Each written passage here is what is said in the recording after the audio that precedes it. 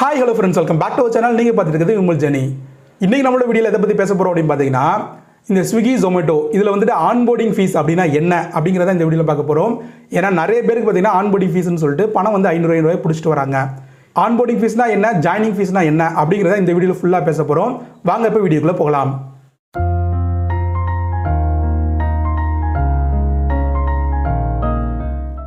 இப்போ எந்த ஒரு டெலிவரி ஜாப்பாக இருந்தாலும் நம்ம ஜாயின் பண்ணும்போது ஜாயினிங் ஃபீஸ் அப்படின்னு சொல்லி கட்டுவோங்க. ஸ்விக்கியாக இருந்தால் 600 ரூபா கட்டுவோம். ஜொமேட்டோவாக இருந்தால் நம்ம வந்துட்டு 1350 ரூபா கட்ட வேண்டியது வரும். அதே இஎம்ஐயில் பார்த்தீங்கன்னா ஒவ்வொரு வீக்கு வந்துட்டு 500 ரூபா எடுக்கிற மாதிரி இருக்கும். இதை வந்துட்டு நம்ம வந்துட்டு ஜாயினிங் ஃபீஸ் அப்படின்னு சொல்லி சொல்லுவோம். இப்போ வந்து ஸ்விக்கியில் பார்த்தீங்கன்னா நம்ம 600 ரூபா கட்டிட்டோம்னா ஜாயினிங் ஃபீஸ் அதோட முடிஞ்சிருச்சு அப்படி சொல்லி தான் நம்மளை வந்து இதில் ஜாயின் பண்ணுறாங்க. ஜாயின் பண்ணும்போது பார்த்தீங்கன்னா இதுதான் வந்துட்டு நீங்கள் ஜாயின் பண்ணக்கூடிய காசு, இதை தவிர நீங்கள் எக்ஸ்ட்ரா கொடுக்க தேவையில்லை அப்படின்னு சொல்லி நம்ம ஜாயின் பண்ணிவிடுவாங்க. இதுக்காக உங்களுக்கு வந்து பேக்கு டிஷர்ட்டு கொடுத்துருவோம் அப்படின்னு சொல்லுவாங்க. அடுத்து நம்ம திரும்பவும் கேட்டோம்னா என்ன சொல்லுவாங்கன்னா, டிஷர்ட் வந்து ஃப்ரீ, பேக் வந்து 600 ரூபா கட்டுறீங்க அப்படின்னு சொல்லுவாங்க. ஸோ நம்ம நினைப்போம் இந்த 600 ரூபா கட்டிட்டு ஜாயின் பண்ணிட்டோம், நம்ம அடுத்து வீக்லி வந்து ஏர்ன் பண்ணிக்கலாம் அப்படின்னு நினைப்போம். ஆனால் அதுக்கப்புறம் பார்த்தீங்கன்னா ஃபர்ஸ்ட் வீக்கில் ஆன்போர்டிங் ஃபீஸ் 500 ரூபா அப்படின்னு சொல்லி பிடிப்பாங்க. ஸோ இது என்னடா இந்த ஜாயின் பண்ணும்போது எதுவுமே சொல்ல திடீர்னு பிடிக்கிறீங்களே அப்படின்னு சொல்லி எல்லாருக்கும் கடுப்பாகும். எல்லாருமே ஃபஸ்ட்டு என்ன பண்ணுறீங்கன்னா கஸ்டமர் சப்போர்ட்டுக்கு போய் கேட்குறீங்க, ஆன்போர்டிங் ஃபீஸ்னால் என்ன, அதுக்கு என்ன மீனிங் அப்படின்னு கேட்குறீங்க. இவனுக்கு வந்துட்டு ப்ராப்பராக அதுக்கு பதில் சொல்லணும். ஜாயினிங் ஃபீஸான்னு கேளுங்க. அப்போ நான் 600 ரூபா எதுக்கு கொடுத்தேன் அப்படின்னு கேளுங்க. அவன் என்ன சொல்லுவானா, நீங்கள் வந்து பேக் டிஷர்ட்காக கொடுத்தீங்க அப்படின்னு சொல்லுவான். ஸோ இதை ஏன் நான் ஜாயின் பண்ணும்போது சொல்லலை, ஆன்போர்டிங் ஃபீஸ் நான் இவ்வளோ பிடிப்போம் அப்படின்னு ஏன் ஜாயின் பண்ணும்போது சொல்லலை அப்படின்னு சொல்லி திரும்ப கேளுங்க. நம்ம கேள்வி கேட்காத வரைக்கும் பார்த்தீங்கன்னா இவங்க வந்துட்டு வெவ்வேறு பேரில் நம்மளோட அமௌண்ட் பிடிச்சிட்டே தான் இருப்பாங்க. இது நடந்துகிட்டே தான் இருக்கும். எந்த ஒரு அமௌண்ட் உங்களுக்கு ஸ்விக்கியாக இருக்கட்டும் ஜொமேட்டோ இருக்கட்டும் உங்கள்கிட்ட பிடிச்சானுங்கன்னா உடனே கஸ்டமர் சப்போர்ட்டில் ஆப்பில் போய் கேளுங்க, இது எதுக்காக பிடிச்சிருக்கீங்க, ஏன் வந்துட்டு என்கிட்ட ஜாயின் பண்ணும்போது சொல்லலை, இன்னும் எத்தனை தடவை இதை என்கிட்ட இருந்து பிடிப்பீங்க, இந்த பிடிச்ச காசை எனக்கு திரும்பி தருவீங்களா மாட்டிங்களா அப்படிங்கிற இந்த 3 கேள்வியும் கேளுங்க.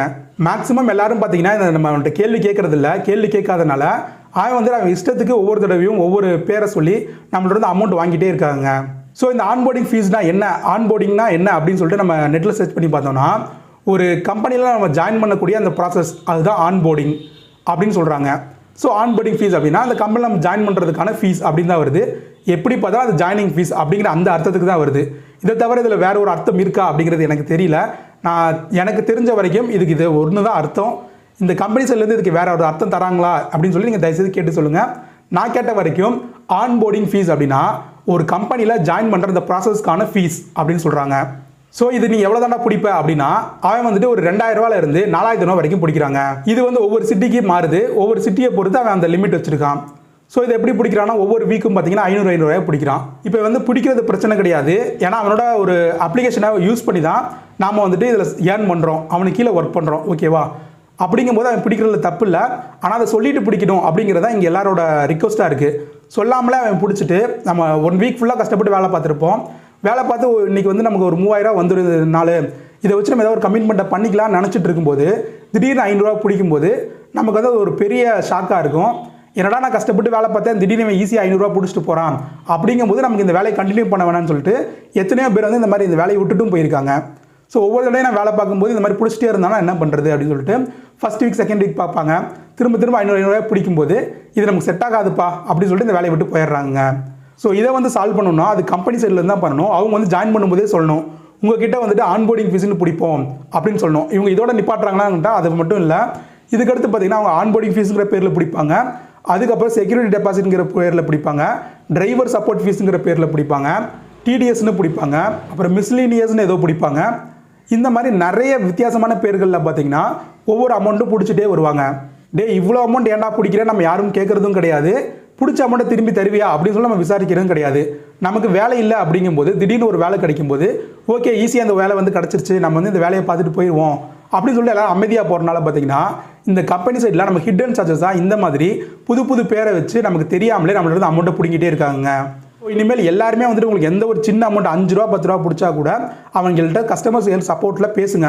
கஸ்டமர் கேர் சப்போர்ட்டே நமக்காக தான் வச்சிருக்கான், அதுக்குமே அவன் ஃபீஸ் பிடிக்கிறான், டிரைவர் சப்போர்ட் ஃபீஸ் அப்படின்னு சொல்லி பிடிக்கிறான். ஸோ அது எதுக்குன்னா நம்ம வந்துட்டு இந்த வேலையில் ஒர்க் பண்ணும்போது நமக்கு சப்போர்ட் பண்ணி இந்த கஸ்டமர் கேரில் இருந்தோ இல்லை வந்துட்டு ஏதோ வகையில் வந்து நமக்கு வந்துட்டு மெசேஜ் மூலியமாகவோ நமக்கு சப்போர்ட் பண்ணுறதுக்காக ஒரு ஃபீஸ் பிடிக்கிறானா.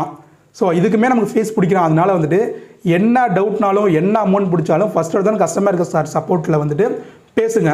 பேசி இது எனக்காக பிடிச்சிருக்கா, இது ஏன் ஜாயின் பண்ணும்போது சொல்லவே இல்லை அப்படிங்கிற திரும்ப கேட்டுகிட்டே இருங்க. ஜாயின் பண்ணும்போது நீங்கள் சொல்லலை, இப்போ நான் வேலையை விட்டு நிற்கும் போது திரும்ப தருவீங்களா மாட்டிங்களா, ஏன் இவ்வளோ ஹிடன் சார்ஜஸ் வைக்கிறீங்க, இதை ஜாயின் பண்ணும்போது சொன்னீங்கன்னா எங்களுக்கு ஒரு ஐடியா கிடைக்கும்ல அப்படிங்கிற விஷயத்த எல்லாருமே கேளுங்க. ஸோ இந்த ஃபீஸஸ் எல்லாம் பற்றி பேசணும்னா அது இன்னும் நிறைய பேசிகிட்டே இருக்கணும், அந்தளவுக்கு நிறைய ஃபீஸஸ் அவங்க பிடிக்கிறாங்க. ஸோ இன்றைக்கி வந்து ஆன்போர்டிங் ஃபீஸ்னா என்ன அப்படிங்கிறத மட்டும் பார்த்துக்கோங்க. ஆன்போர்டிங் ஃபீஸ்னால் நம்ம ஜாயினிங் ஃபீஸ் தான். ஜாயினிங் ஃபீஸ்க்கு இன்னொரு ஒரு நேம் வச்சு நம்மள்ட்ட வந்து பிடிக்கிறானுங்க, இதை நம்மள்ட்ட இன்ஃபார்ம் பண்ணாமலே பிடிக்கிறாங்க. ஸோ இதை வந்து நீங்கள் தெரிஞ்சுக்கோங்க.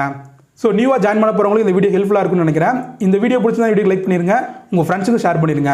நம்ம சேனலுக்கு புதுசாக வந்திருந்தீங்கன்னா மறக்காமல் சப்ஸ்கிரைப் பண்ணிக்கோங்க. நம்மளோட அடுத்த ஒரு வீடியோவில் பார்க்கலாம். உங்களுக்கு ஏதாவது ஜாப் ரிலேட்டடாக டவுட் இருந்தாலும் அதை வந்து நம்மளோட கமெண்ட் செக்ஷனில் கேளுங்க. நெக்ஸ்ட் வீடியோவில் அதை பற்றி பேசலாங்க. தேங்க்யூ ஃபார் வாட்சிங்.